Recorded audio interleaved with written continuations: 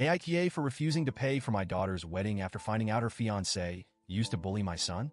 I, 50M, am a father to two amazing kids. My daughter Emily, 25F, and my son Jake, 23M. They've always been the light of my life, and despite their differences in personality, they've both grown into people I'm incredibly proud of. Emily has always been outgoing, confident, and headstrong. Jake, on the other hand, is more reserved and introspective. He's kind, sensitive, and one of the most empathetic people I know. Jake came out as gay when he was in high school. I'll never forget that evening. He sat my wife and me down, tears in his eyes, and told us the truth about who he was. We were so proud of him, but there was fear too, not because of anything about Jake himself, but because we knew how cruel the world could be. And unfortunately, our fears weren't unfounded. High school became a nightmare for Jake after he came out. The bullying wasn't just casual teasing, it was vicious. Name-calling, social exclusion, physical intimidation. My wife and I did everything we could. We spoke to the school administration, who were largely useless, encouraged Jake to speak to a counselor, and tried to create the safest, most loving home environment possible. But despite our efforts, there were nights I found Jake crying in his room. There were days he begged me not to make him go back to school. He became withdrawn and anxious, and the spark he'd once had dimmed. Those years were some of the hardest for our family. Eventually, Jake graduated, got into a good college, and started to heal. Today, he's doing so much better. He's in a loving relationship, has a great group of friends, and seems genuinely happy. But those scars? They're still there. They don't just disappear. Emily has been dating her fiancé, Mark, 27M, for about 2 years now. Honestly, I hadn't met him until last month because they live out of state and schedules just never aligned. But Emily was always gushing about him. How kind he is, how well he treats her, and how excited she was to spend her life with him. When Emily and Mark finally came to visit us for dinner, I was ready to welcome him with open arms. But the moment Mark walked through the door, I froze. His face was instantly recognizable to me. He was one of them, one of the boys who made my son's life a living hell. At first, I tried to keep my composure. People change, right? Maybe I was wrong. Maybe this was just some bizarre coincidence. I stayed polite throughout the dinner, but the pit in my stomach wouldn't go away. Later that night, when Emily and Mark had gone to their hotel, I sat down with Jake and asked him directly. "Jake," I said, "Mark, was he one of the guys from high schools?" Jake went quiet. He looked down at his hands, sighed deeply, and then nodded. "Yeah, Dad. He was."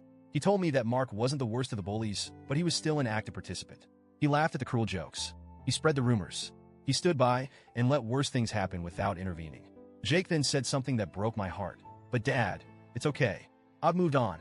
I'm happy now, and I don't want this to cause any drama. Please don't say anything to Emily." I nodded, but inside, I was reeling. Over the next week, I wrestled with my feelings. Emily called to talk about wedding plans, venues, caterers, dresses, and every conversation felt like sandpaper on my soul. How could I, in good conscience, financially support a wedding that would make Mark an official part of our family? Finally, I couldn't keep it in anymore. I sat Emily down over a phone call and told her the truth.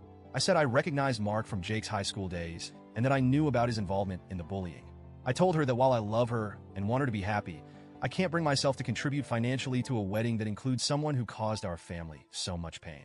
Emily was stunned silent at first. Then the anger came. "Dad, that was years ago. People grow up. People change. He's not that person anymore." I told her I understood that people change, but I also told her that actions have consequences. And for me, this wasn't something I could just overlook. She accused me of punishing her for something she had no part in. She said I was being petty and vindictive. I stayed calm and told her that she was still welcome to get married to Mark, and I'd still attend the wedding if invited. But I wouldn't be paying for it. Since that conversation, things have been tense. Emily has stopped calling me. My wife is caught in the middle. She sees my perspective but also thinks I should reconsider for Emily's sake.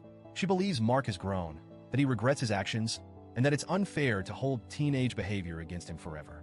Jake, meanwhile, is staying neutral. He told me he doesn't want to be the reason for family drama, but I can see the weight of the situation on his shoulders. He's retreating into himself again, trying to disappear from the tension. Emily sent me a long text last week. She said she felt betrayed by me, that she thought I'd always support her happiness, and now I'm making her wedding about Jake.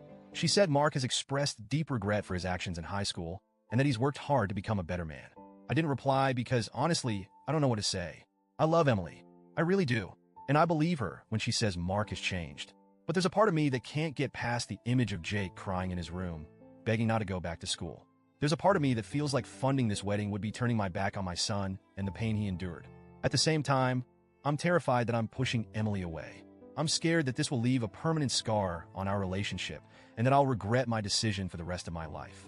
I feel like I'm being asked to choose between my two children, and no matter what I do, someone is going to end up hurt. I've been avoiding Emily's calls lately because I just don't have an answer for her. My wife is urging me to reconsider, but she's also said she'll support whatever decision I make. Jake keeps saying he's fine, but I know he isn't. I keep coming back to the same question. Am I doing the right thing? Or am I just letting old wounds fester and refusing to let go of the past? Reddit, AITA?